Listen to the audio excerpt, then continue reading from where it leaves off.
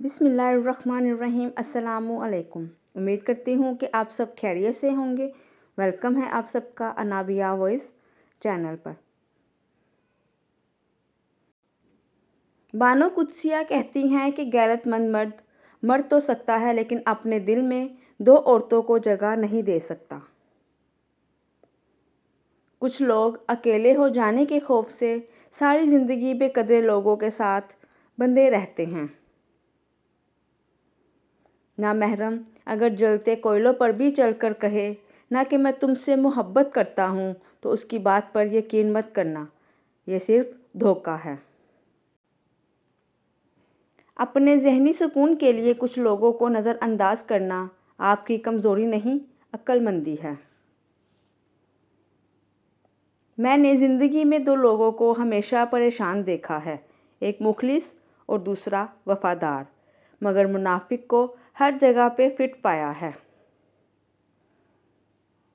مرد کا غرور ہوتی ہے ایک پاکیزہ عورت، اور عورت کا مان ہوتا ہے ایک باکردار مرد۔ دعائیں دینے کی عادت ڈالیے۔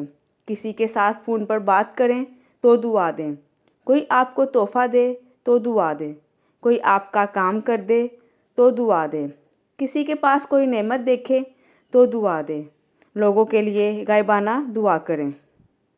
انسان رزق کے لیے تو دور دور تک جاتا ہے مگر رزق دینے والے کو بھول جاتا ہے۔ کسی کو بھی اپنی ذات کی سچائیوں تک رسائی نہیں دینی چاہیے، کیونکہ جو آپ کو جان لیتا ہے پھر وہی آپ کی جان لیتا ہے۔ جب مکافات عمل شروع ہوتا ہے تو آپ کو وہ پتھر بھی آ کر لگتے ہیں جو کبھی آپ نے ٹھہرے ہوئے پانی کو مارے ہوئے ہوتے ہیں۔ میری بات پر یقین کریں یا نہ کریں، لیکن آپ کے رشتہ دار آپ سے خفیہ طور پر نفرت کرتے ہیں۔ ناکامی نام کی بیماری کو مارنے والی بہترین دوا کانفیڈنس اور محنت ہے۔ یہ دو چیزیں آپ کو کامیاب بنائیں گی۔ خوف انسان کا سب سے بڑا دشمن ہے۔ مرد کی ذمہ داری عورت کو سمجھنا ہے، سمجھانا نہیں۔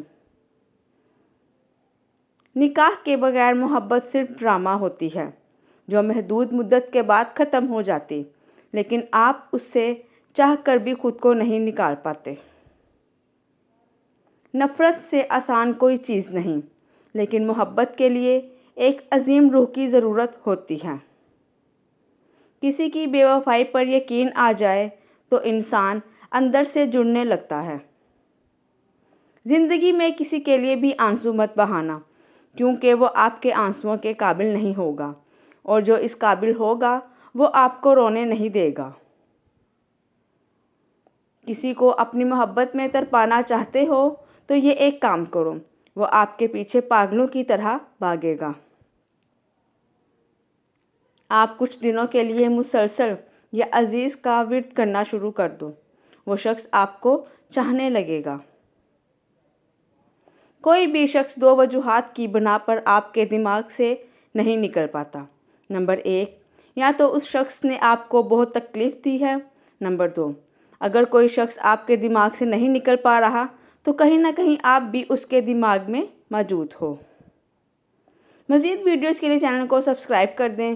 ویڈیو پسند آئی ہے تو ویڈیو کو لائک، شیئر اور کمنٹ کرنا مت بھولیے گا۔ جزاکم اللہ خیرا کثیرا۔